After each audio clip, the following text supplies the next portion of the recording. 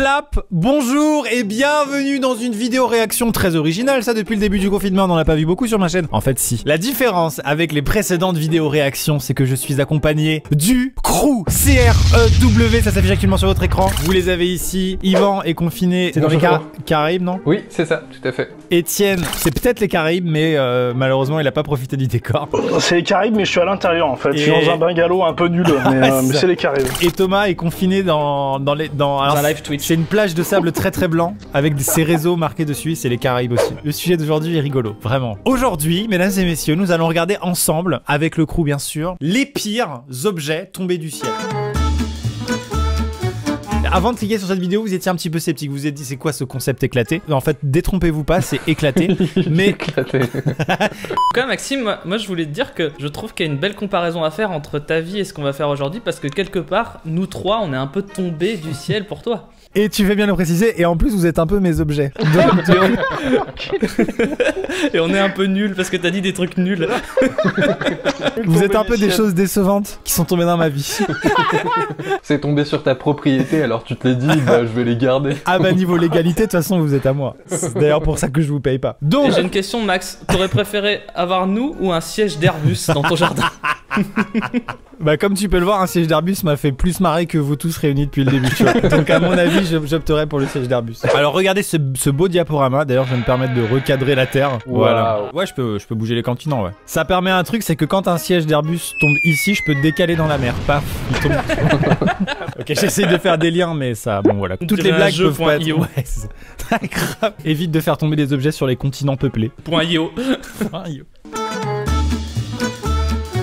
De la marijuana, putain. Marijuana. Ah ouais. C'est un trafiquant, tu vois, il a jeté pour faire la livraison. Parce que en vrai, c'est mieux de jeter par la fenêtre que d'atterrir, tout ça, tout ça. C'est un bon conseil pour ceux qui nous regardent. Ouais, tout à fait. On a déjà donné des conseils aux voleurs. Maintenant, pour les trafiquants de drogue, n'hésitez pas à nous solliciter. On est assez calés. Putain, mais c'est vraiment pas con, quoi. Putain, je serais un très mauvais trafiquant. Moi, je passerais la douane avec mon sachet blanc. Je dirais, mais non, pas du tout, c'est de la farine, monsieur. Donc, 11 kilos de cannabis tombés du ciel, traversons. Est-ce que du coup, ça t'appartient? Est-ce que du coup, si tu te fais arrêter, tu les ramènes à la police, tu te fais arrêter avec 11 kg de cannabis et tu dis, mais ils sont tombés dans mon jardin? Oui, c'est ça, monsieur. Arrêtez, monsieur. Tout à fait, monsieur. On vous croit. Vous n'irez pas en prison. Le colis s'est écrasé sur la niche du chien. Il était défoncé, le chien. Ce n'était pas le tonnerre, mais plus de 8500 € de marijuana. Tombé du ciel et perforant le toit du garage et atterrissant sur la niche du chien, putain. Selon la police, les trafiquants mexicains ont largué le colis de 11 kilos par erreur. Non, mais c'est vrai, par contre, ça par contre, c'est pas des conneries. Il y a les mecs, ils font des livraisons comme ça, par contre. Ça, c'est vrai. Ah ouais, non, mais c'est sûr, c'est Oui, ça. non, mais oui, c'est ça. Et Ah, mais Les vous avez Anglais, ils se sont trompés de maison, quoi. Ah ouais, et de niche. C'est incroyable comme technique. Moi, j'avais pas pensé. T'as vu le paquet? Ouais, non, mais les mecs sont chauds. J'imagine si le chien vraiment il va bien pendant plusieurs jours et tout ça, et puis un jour tu découvres dans sa niche qu'il y a 11 kilos de bœuf. Ah oui, genre que c'est moins voyant que ça, putain, ça serait trop drôle. Des excréments. Au Canada, il pleut du caca. Suzanne Allen était en voiture avec son fils lorsqu'un torrent d'extrait. J'ai connu des jours meilleurs. Mais ils font vraiment une reconstitution, là. Alors là, moi, j'étais dans ma voiture, là, tu vois. J'avoue. Là, Et le caca, il allait de là à là. Sur sa voiture, c'était ça. On pouvait tout de suite sentir l'odeur du caca. Ah, c'est tellement enfantin comme réaction. Pas de chance, la fenêtre du toit était ouverte. Elle en a reçu dans l'œil et souffre d'une infection. Oh là là. Des déjections auraient été larguées par un avion qui faisait sa vidange. Gros, qui savait que le caca que tu fais dans l'avion finit dans les airs? Je savais pas, moi je pensais.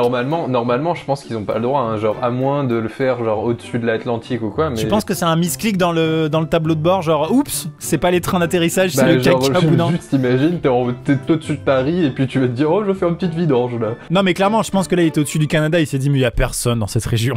Mais l'aéroport donne une version un peu différente. Attendez, il y a une enquête. Peut-être qu'il s'agissait d'oiseaux qui étaient très malades. Mais ce n'est qu'une spéculation de notre part. Suzanne n'est pas du même avis. C'était pas de la... Il aurait fallu que 500 oiseaux décident de me chier dessus. Fassent leurs besoins en même temps. Magnifique. Un cochon, d'accord. Avec une cape. mais c'est Spider Cochon. C'est quoi cette image de fou? Mec, c'est fou. C'est en Attends, oui.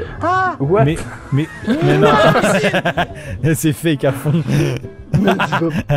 Mais pardon. Étienne, ça me paraît évident, c'est la vidange d'un Boeing. Enfin, je sais pas.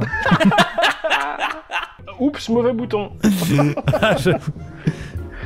Oh la vache. What mais... the fuck. Par contre, le caméraman, il était en place. What? De cet hélicoptère est un cochon. Mais c'est faux. Mais arrêtez. Mais Non, je arrête. pense pas que c'est faux. Mais les gars, c'est impossible qu'un cochon tombe du ciel déjà. Et en plus dans une piscine, c'est impossible. Le 9 janvier, un cochon est tombé du ciel. C'est faux. C'est faux. C'est fake. Le cochon mort a atterri chez une entrepreneur alertée par le vacarme. Et rien du tout, il était en train de filmer. Mais non, mais il y a un hélico juste Il au-dessus de était chez en train lui, de c'est réaliser normal une qu'il vidéo filme. fake de type viral pour l'internet. Voilà ce qu'il faisait. La famille a ensuite rôti l'animal et précise qu'elle n'a rien orchestré. C'est faux, c'est faux. Je rejette cet acte de vandalisme dont ma famille et moi avons été victimes et précise qu'au moment des faits, nous étions à l'intérieur de la maison lorsque nous avons entendu un bruit sourd dans le jardin. Nous rejetons ce type d'action et nous nous efforçons de clarifier immédiatement la situation. Homme d'affaires argentan, d'accord. Par contre, on s'est fait un petit rôti. Bon là, on n'était pas contre. Un délice. À quel moment il appelle ça un acte de vandalisme? Ouais, Genre, j'avoue. Bah frère, c'est quoi jeter un cochon chez les gens comme ça, c'est pas du vandalisme. Dans la pétanque, faut envoyer un cochonnet, pas un cochon. L'affaire a fait l'objet d'une enquête, mais c'est pas possible. Non, mais si c'est Huffington Post, je pense qu'il faut y croire, mais c'est triste. En tant qu'énorme fanboy de SpaceX, la chose qui me ferait le plus plaisir de trouver dans mon jardin, sachant que mon jardin est très petit, donc vraiment la probabilité qu'un bout de fusée tombe dedans, déjà à la fois je serais content et à la fois je flipperais parce que c'est quand même un bout de fusée, ça doit faire un peu mal, mais ça fait partie d'une des choses qui me hype le plus. Et avant de commencer... Mais tu peux peut-être rappeler ce qu'est SpaceX parce qu'il y en a qui le savent pas. SpaceX, bien évidemment, entreprise qui envoie des fusées. J'ai fait une vidéo sur ma chaîne où je suis allé voir un lancement de SpaceX. Allez la voir, elle est dans la description. Vous avez le droit de ne pas savoir ce qu'est SpaceX. Je ne vous en veux pas trop.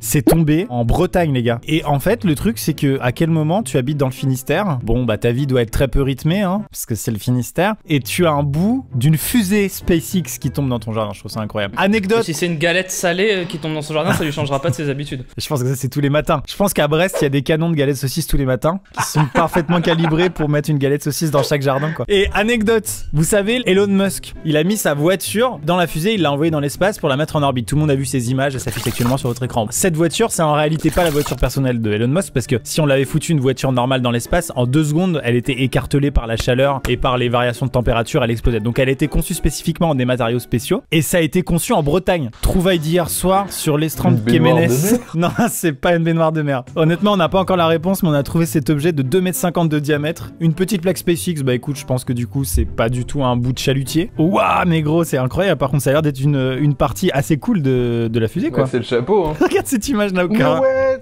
Cette image n'a aucun sens. Mais gros, t'as raison, c'est le chapeau de la fusée. Bah oui, ça peut que être ça. Mais c'est le meilleur morceau, gros. Un réacteur, peut-être, ça aurait été stylé. Mec, c'est la coiffe de la capsule Dragon, mec, c'est incroyable. Alors, on fait une piste. Ah, cette image. Il l'a mis à la déchetterie. Il a mis le purin dedans. En vrai, ça doit être super solide, c'est quand même fait pour aller dans l'espace, donc je pense que tu peux carrément mettre du caca dedans ou un compost. Apparemment, il était deck ce jour-là parce qu'à cause de ça, il a loupé sa livraison de galettes saucisses. De ouf. De la viande crue. La viande crue. Vraiment, quand on a discuté avec la prod de ce concept, je me suis dit, ils vont rien trouver, c'est pas possible. Le 3 mars 1876, dans la petite ville d'Olympia Springs, dans le Kentucky, il a plu de la viande. Des morceaux de chair légers comme des flocons de neige, pouvant atteindre jusqu'à 7 cm de longueur. Une zone de 100 mètres de long sur 50 recouverte de morceaux de viande crue. Pour la grande majorité des personnes présentes sur les lieux, il ne put s'agir que de viande de bœuf, qui possède une couleur et une odeur similaires. Cependant, pour clore le débat, une poignée de volontaires décident de goûter la viande. Ils sont morts, certainement. Dans la vie générale, il s'agit de viande de chevreuil ou de mouton. Mais ça, on s'en bat les couilles de savoir ce que c'est comme viande. On veut savoir pourquoi elle est là, elle est tombée du ciel. Non, mais les mecs font la mauvaise enquête, en fait. Je veux savoir laquelle espèce c'est. Puis le boucher local en prend également une bouchée et rend un avis différent. On s'en bat les couilles. Une autorité de la ville recueille et emballe certains morceaux, les ont envoyés à des universités les plus prestigieuses du pays. Mais l'ensemble des avis scientifiques sont divergents. C'est pas du tout le bon problème. Ah, ce que je trouve génial, c'est qu'en fait, le débat il s'est complètement tourné sur putain, mais c'est quoi cette Ouais, viande de genre ouf. C'est comme tout à l'heure, genre, t'as un morceau de vaisseau spatial qui tombe dans ton jardin, et le paysan breton, il cherche à savoir si c'est un alliage de zinc ou... Ah non, ça, c'est de l'alu, ça. Ah non, c'est du zinc. Ils envoient ça aux universités les plus prestigieuses de tout le pays. En leur demandant Il y a c'est pas quoi comme un viande. clampin qui est capable d'analyser le truc et de te dire bah c'est de la viande de bœuf ou c'est de la viande de je sais pas Ok, quoi, genre. hypothèse 1, un chimiste de Louisville College affirme que c'est bien de la viande de mouton. Hypothèse B, c'est du Big Mac. Tout le monde se bat les couilles du problème principal, c'est incroyable. Pour William Livingston Hayden Biden du New York Times. Une énorme ceinture d'astéroïdes tourne constamment autour du Soleil et à chaque fois que la Terre est en contact avec celle-ci, elle se retrouve bombardée. L'homme suppose qu'il s'agit d'une ceinture de viande cosmique flottant dans l'espace. Pardon, mais mec, ils ont construit les pyramides il y a 2000 ans. Je peux pas comprendre que 1700 ans après, ils disent qu'il y a une ceinture de bœuf cosmique. C'est la constellation du rognon de veau là que vous êtes en train de voir. Ok, hypothèse C. Une autre théorie veut que la chair en question soit celle des habitants de la région, pris dans une tornade alors qu'ils étaient en train d'utiliser des couteaux de chasse. Mais ça n'a aucun sens. Ça n'a aucun sens. La D, c'est des gens qui faisaient de l'escrime dans une tornade. Tournoi d'escrime et là, bam, tornade. Et ça fait un carpaccio en fait d'habitants. Je suis vraiment passé du stade où je détestais cette histoire à où c'est ma préférée de la vie, je pense. Hypothèse D. Pour le scientifique Leopold Brandes, il s'agit plutôt d'une pluie de nostoc, des cyanobactéries qui se transforment en gelée au contact de gouttes de pluie. À quel moment des bactéries se transforment en entrecôte et se mettent à pleuvoir? Mais c'est fou. Hypothèse E. Des vautours ont survolé la zone. Je sais pas ce que je vais lire, j'ai hâte. Ont survolé la zone après s'être régalés de carcasses de chevaux. Et lorsque l'un d'eux a commencé à dégorger, les autres l'ont imité, provoquant cette improbable pluie de viande crue. En effet, selon plusieurs scientifiques, lorsqu'un vautour a l'estomac bien rempli, il aurait tendance à avoir des nausées et à dégorger. Cette théorie est toujours privilégiée aujourd'hui pour expliquer cet épisode. Donc en gros, c'est des dégueulis de vautours. Ouais, c'est la moins drôle qui est la plus crédible. Il y en a quand même beaucoup qui se sont régalés avec ça, quoi. Je préfère la scie avec la tornade de chasseur, moi je trouve ça plus drôle. Non, la viande cosmique me plaît plus. Ah ouais. C'est vrai que la viande cosmique. Je veux c'est la stylé, relire putain. tellement elle est bien. Du New York Times, en plus, c'est juste un journaliste random, il était en stage. Les gars, je suis pas sûr de ce que je vais vous dire, mais j'ai un peu réfléchi. Ça peut être que deux choses. Elle tourne constamment autour du soleil. Donc le gars part d'un truc qui était pas maîtrisé de ouf à l'époque, mais c'est ok. À chaque fois que la Terre est en contact avec celle-ci, elle se retrouve bombardée. L'homme suppose qu'il s'agit donc d'une ceinture de viande cosmique. Incroyable. Une pluie d'or? Comment c'est possible? Putain, ça doit faire un peu mal. Non mais encore une fois, moi la pluie c'est le truc déprimant. Tu regardes chez toi, tu vas partir au boulot, là tu vois qu'il pleut, tu fais putain ça saoule. Et si c'est de l'or, tu vas avec ton truc SpaceX qui est tombé dans ton jardin la veille et t'essayes de récupérer un maximum de pluie quoi. Tu sors avec ton parapluie, mais tu le mets dans l'autre sens, c'est tout. J'avoue. Merci pour les tips DIY Etienne, très cool. Ouais, ça fait plaisir. Retournez votre parapluie pour choper des bouts de vaisseau spatial. Un avion cargo de la compagnie aérienne Cosmos Airlines a eu un problème technique au décollage en Sibérie et une partie de sa cargaison de 9 tonnes d'or s'est retrouvée éparpillée sur des kilomètres. Plus de 3400 kilos d'or. Ok, je vais voir combien ça fait. J'ai besoin de savoir. Alors du coup, je reviens sur mon DIY de parapluie. Le faites pas, parce qu'avec des lingots d'or, ça marche beaucoup moins bien. Hein. Ok, il y a 170 millions d'euros qui ont été éparpillés sur des kilomètres. Moi, je peux te dire que confinement ou pas, attestation ou pas, ça part sur une randonnée. Après, t'es en Russie, donc si on te voit en train de ramasser un lingot, je pense que ça se passe pas de ouf pour toi. 3400 kilos d'or en lingots se sont éparpillés le 16 mars 2018 d'un Antonov AN. C'est le 12 BP pour ceux qui se demandaient au niveau de la référence. Opéré par la compagnie russe. Peu après son décollage de l'aéroport de Lakutsk, enfin celui-là, en Sibérie, à destination de une autre destination, un point B quoi. Tu m'étonnes qu'il voulait pas atterrir là-bas.